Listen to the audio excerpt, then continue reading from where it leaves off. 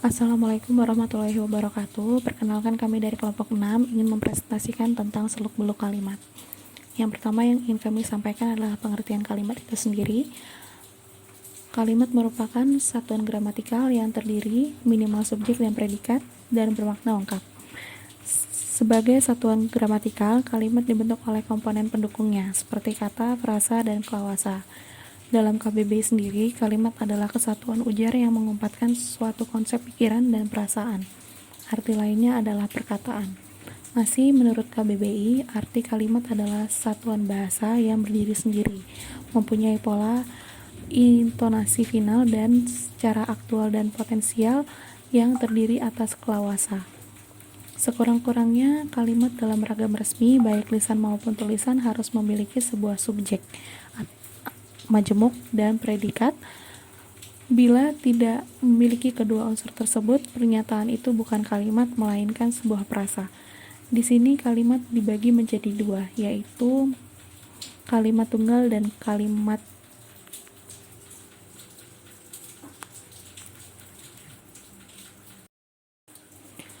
selanjutnya adalah kalimat tunggal. Kalimat tunggal merupakan kalimat yang tersusun atas satu pola, yakni terdiri dari satu subjek, satu predikat, dan dapat pula dilengkapi dengan objek dan keterangan. Kalimat tunggal dapat pula disebut dengan kalimat simpleks atau kalimat sederhana, karena struktur seperti itu.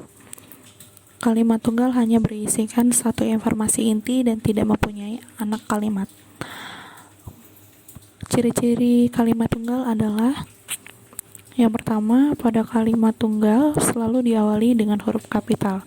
Yang kedua, kalimat tunggal menerangkan suatu peristiwa pokok. Yang ketiga, pada kalimat tunggal tidak memakai kata sambung atau konjungsi dan tidak memakai tanda baca koma di kalimatnya. Yang keempat, pada kalimat tunggal terdapat satu struktur penyusun kalimat saja, yaitu masing-masing satu subjek, predikat, objek, keterangan, atau pelengkap.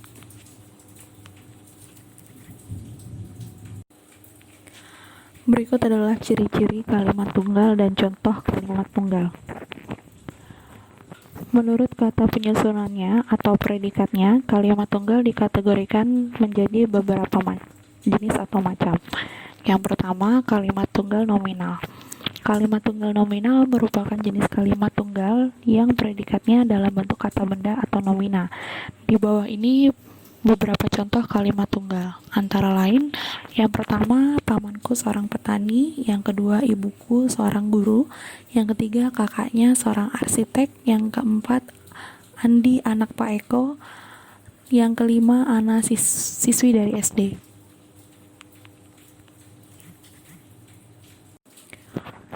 Selanjutnya adalah kalimat tunggal adjektifal. Kalimat tunggal adjektifal merupakan jenis kalimat tunggal yang predikatnya dalam bentuk kata sifat. Di bawah ini adalah beberapa contoh kalimat tunggal adjektifal. Antara lain adalah: bunga itu sangat harum. Yang pertama. Yang kedua, sepatuku sudah robek. Yang ketiga, celana Andi kotor. Yang keempat, dia sedang merenung. Lalu selanjutnya ada kalimat tunggal verbal. Kalimat tunggal verbal merupakan jenis kalimat tunggal yang predikatnya dalam bentuk kata kerja atau verba. Di bawah ini adalah beberapa contoh kalimat tunggal verba. Antara lain adalah: ibu sedang mencuci piring. Yang pertama. Yang kedua, Andri bermain bola kaki sampai sore. Yang ketiga, Rani sedang mencari bukunya yang terselip. Yang keempat, kami pergi berkemah di Gunung Semeru.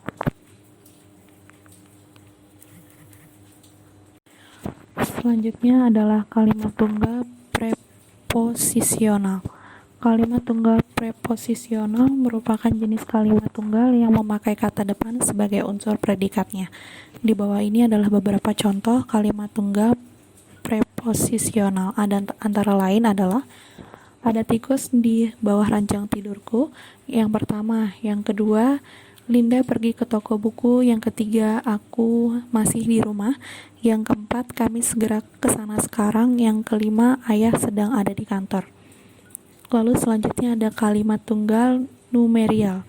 Kalimat tunggal numerial adalah jenis kalimat tunggal yang memakai kata bilangan sebagai predikatnya.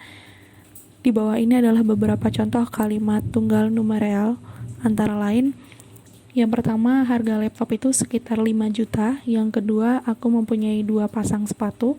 Yang ketiga, ada 3 motor di sini. Yang keempat, jumlah uang yang dia berikan sekitar 10 juta. Ya, selanjutnya kami akan menerangkan tentang kata majemuk. Kata majemuk, kalimat yang disusun dari 2 atau lebih klausa yang terhubung dengan kata penghubung atau kata sambung. Di antara 2 atau lebih klausa tersebut, ada satu yang berperan sebagai induk kalimat dengan inti informasi sementara yang lain menjadi anak kalimat dengan isi penunjang induk kalimat. Ciri-ciri kalimat majemuk antara lainnya, yang pertama, terdapat perluasan terhadap kata inti. Yang ketiga, perluasan ataupun penghubungan dalam kalimat turut menghasilkan pola kalimat baru. Yang ketiga, memiliki lebih dari satu subjek atau predikat. Berikut ini adalah jenis-jenis klausa berdasarkan strukturnya. Yang pertama, klausa bebas. Klausa bebas ini merupakan suatu klausa yang berpotensi menjadi sebuah kalimat. Artinya, apabila di dalam penulisannya itu diawali dengan huruf kapital serta juga diakhiri dengan adanya tanda baca, maka klausa tersebut menjadi kalimat. Biasa di dalam sebuah kalimat, inti dari kalimat tersebut berupa klausa bebas. Contohnya, yang pertama, kamu harus pergi. Yang kedua, dia menangis. Yang ketiga, ayah sangat marah. Lalu yang kedua ada klausa terkait. Untuk klausa terkait ini merupakan klausa yang tidak berpotensi menjadi kalimat meskipun penulisannya harus diawali oleh huruf kapital kemudian diakhiri oleh tanda baca. Biasanya ia menjadi pelengkap di dalam sebuah kalimat. Contohnya, yang pertama, supaya kita sadar. Yang kedua, ketika ibu tidur. Yang ketiga, dekat kantor kelurahan. Berikutnya adalah jenis-jenis kalimat majemuk. Yang pertama adalah kalimat majemuk setara. Kalimat majemuk setara merupakan penggabungan 2 atau lebih kalimat tunggal yang kedudukannya sejajar atau sederajat. Berdasarkan kata penghubung konjungsi, kalimat majemuk setara terdiri dari 5 macam, yakni untuk jenisnya pertama ada penggabungan, yang kedua ada penguatan atau penegasan, yang ketiga ada pemilihan, yang keempat ada berlawanan, yang kelima ada urutan waktu.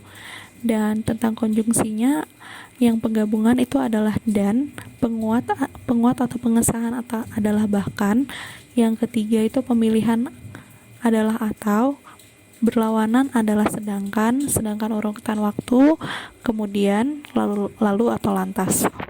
Untuk contohnya, 1. Rani pergi ke pasar. Itu adalah contoh kalimat tunggal 1. Yang kedua, Rudi berangkat ke bengkel. Itu adalah contoh kalimat tunggal 2. Bisa dijelaskan adalah Rani pergi ke pasar sedangkan Rudi berangkat ke bengkel. Itu adalah kalimat majemuk. Lalu Reza berangkat ke sekolah sedangkan ibunya pergi ke pasar. Itu juga merupakan contoh kalimat majemuk. Lalu selanjutnya ada kalimat majemuk rapatan. Kalimat majemuk rapatan adalah gabungan beberapa kalimat tunggal yang karena subjek, predikat, dan atau objeknya yang sama. Bagian yang sama hanya disebutkan sekali. Contohnya untuk kalimat tunggal yang pertama itu pekerjaan hanya makan.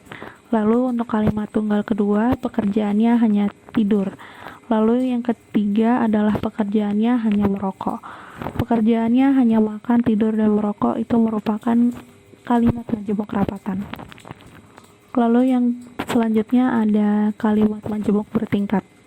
Kalimat majemuk bertingkat adalah penggabungan 2 atau lebih kalimat tunggal yang kedudukannya berbeda. Di dalam kalimat majemuk bertingkat terdapat unsur induk kalimat dan anak kalimat. Anak kalimat timbul akibat perluasan pola yang terdapat pada induk kalimat itu sendiri. Berdasarkan kata penghubung atau konjungsi, kalimat majemuk bertingkat terdiri dari 10 macam, yakni Untuk jenisnya itu ada syarat, tujuan, perlawanan atau konsesif, penyebaban, pengakibatan, cara, alat, perbandingan, penyelesaian, dan kenyataan. Untuk konjungsinya, untuk contohnya itu yang syarat, itu contohnya jika, kalau, manakala, andai kata, asalkan. Untuk yang kedua itu ada tujuan, konjungsinya itu adalah agar, supaya, dan biar. Untuk yang ketiga perlawanan atau konsensif adalah walaupun, kendati pun, atau biarpun. Untuk yang penyebaban ada sebab, karena, oleh karena. Untuk yang pengakibatan ada maka dan sehingga. Untuk cara ada dengan dan tanpa. Selanjutnya ada alat. Untuk alat itu dengan sama seperti cara, itu ada dengan dan tanpa. Untuk perbandingan ada seperti, bagaikan, alih-alih. Untuk penjelasan bahwa, dan untuk kenyataan padahal. Contohnya adalah yang pertama, kemarin ayah mencuci motor, itu induk kalimat. Lalu yang kedua, ketika matahari berada di ufuk timur, itu adalah anak kalimat sebagai pengganti keterangan waktu. Lalu ketika matahari berada di ufuk timur, ayah mencuci motor, itu adalah kalimat majemuk bertingkat cara 1. Lalu untuk yang kalimat majemuk bertingkat cara 2 adalah ayah mencuci motor ketika matahari berada di ufuk timur. Selanjutnya ada kalimat majemuk campuran. Kalimat majemuk campuran ialah penggabungan antara kalimat majemuk setara dan kalimat majemuk bertingkat. Sekurang-kurangnya terdiri dari 3 kalimat. Yang pertama, Tony bermain dengan Kevin. Lalu yang kedua, Rina membaca buku di kamar kemarin. Lalu yang ketiga, ketika aku datang ke rumahnya. Untuk contohnya, Tony bermain dengan Kevin dan Rina membaca buku di kamar ketika aku datang ke rumahnya kemarin. Itu merupakan kalimat majemuk campuran. Pola kalimat. Kalimat yang kita gunakan sesungguhnya dapat dikembalikan ke dalam sejumlah kalimat dasar yang sangat terbatas.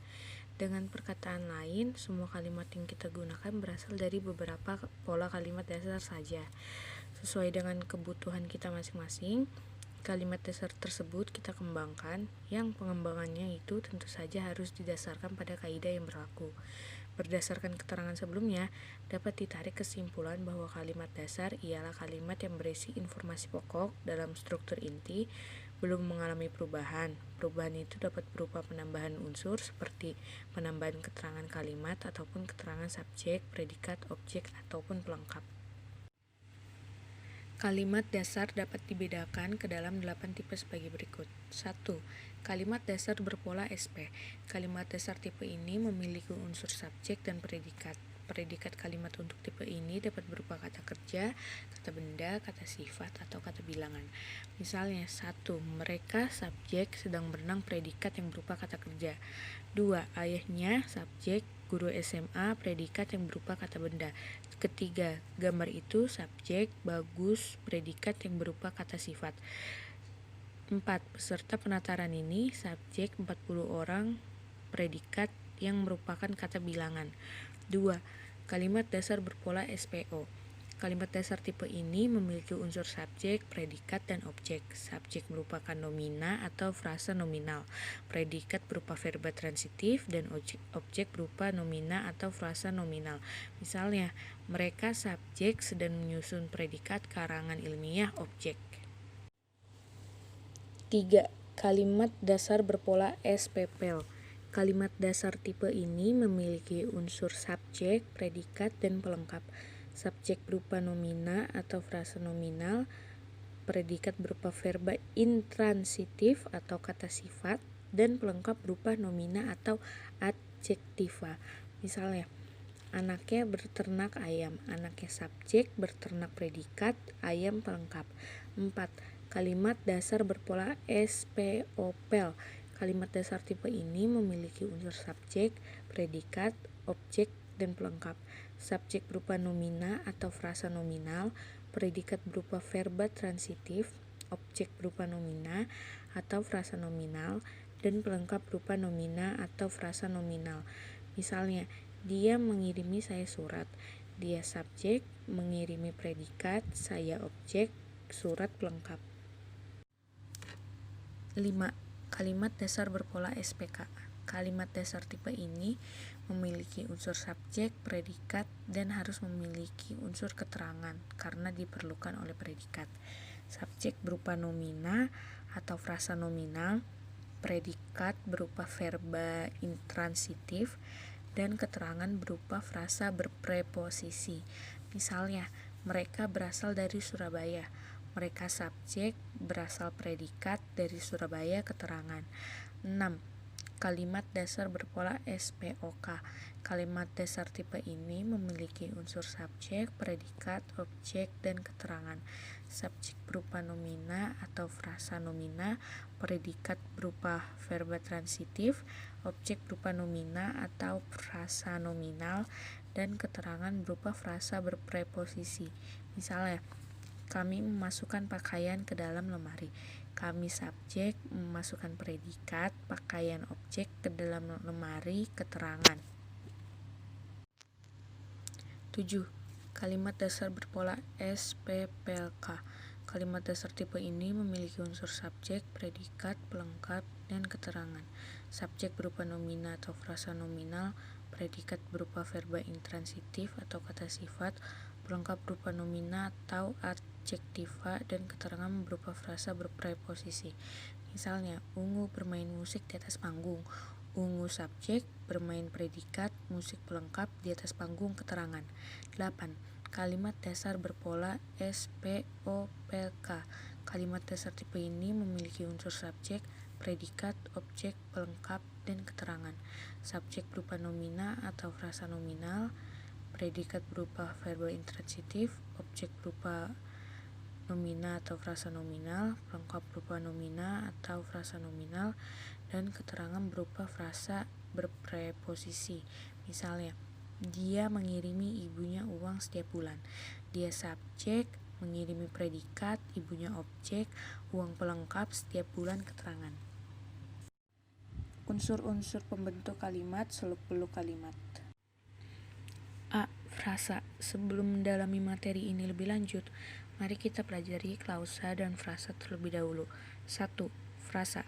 Frasa merupakan gabungan atau kesatuan kata yang terbentuk dari dua bagian kata atau juga lebih yang mempunyai satu makna gramatikal, makna yang berubah-ubah dengan menyesuaikan sebuah konteks.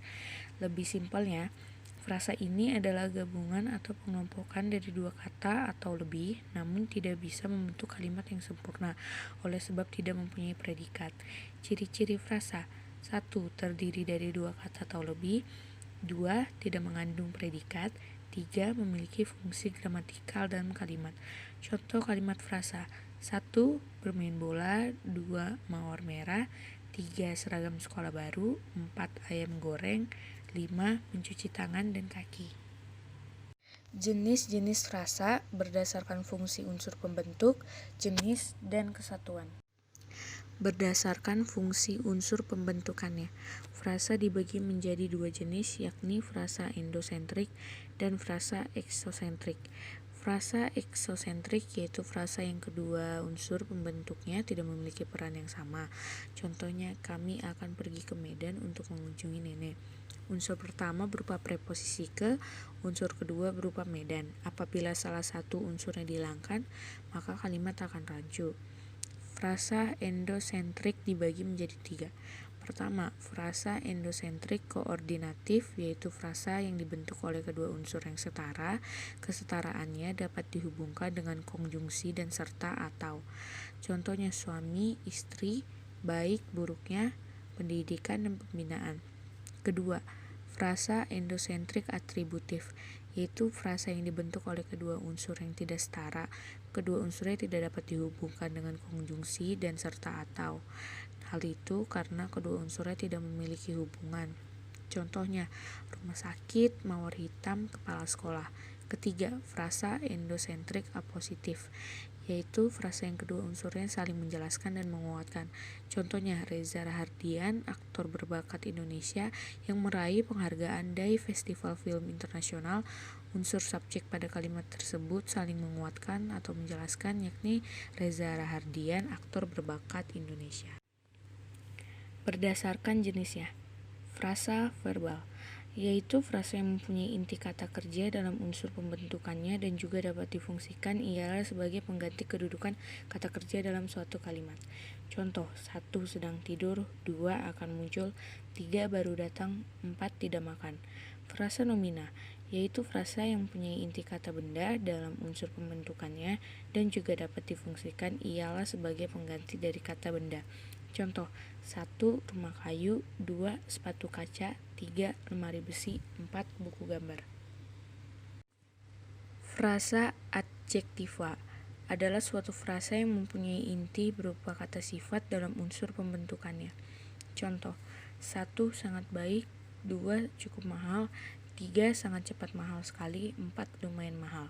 Frasa proposisional adalah frasa yang menggunakan sebuah kata depan di dalam unsur pembentukannya. Contoh, 1 dari sana, 2 ke pasar, 3 dengan kaki, 4 di Solo, 5 kepada guru, 6 oleh saya.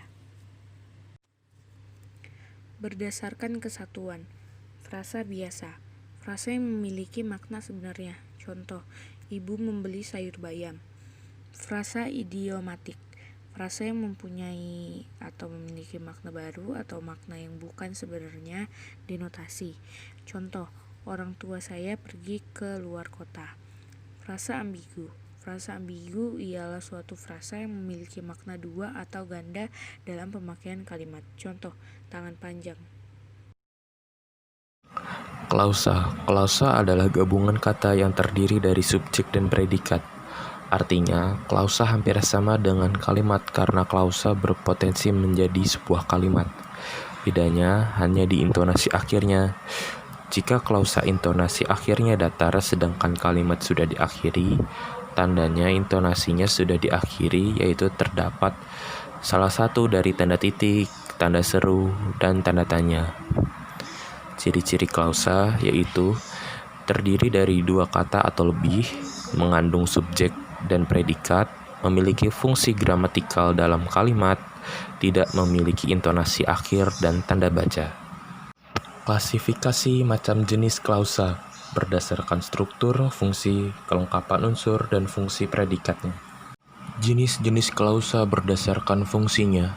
Yang pertama, klausa subjek. Klausa subjek merupakan klausa yang berkedudukan, ialah sebagai subjek di dalam sebuah kalimat. Contohnya, ternyata ayah sedang membaca buku itu. Yang kedua, klausa objek. Klausa objek ini merupakan klausa yang berkedudukan, ialah sebagai objek di dalam sebuah kalimat. Contohnya, seperti ibu sedang menyusun daftar belanjaan. Yang ketiga, klausa keterangan. Klausa keterangan ini merupakan suatu klausa yang berkedudukan sebagai keterangan di dalam sebuah kalimat. Contohnya seperti karena sakit Budi tidak pergi ke sekolah. Yang keempat, klausa perlengkapan. Klausa pelengkap ini merupakan klausa yang berkedudukan sebagai pelengkap di dalam sebuah kalimat. Contohnya, aku dianggap sudah mati. Jenis klausa berdasarkan kelengkapan unsurnya.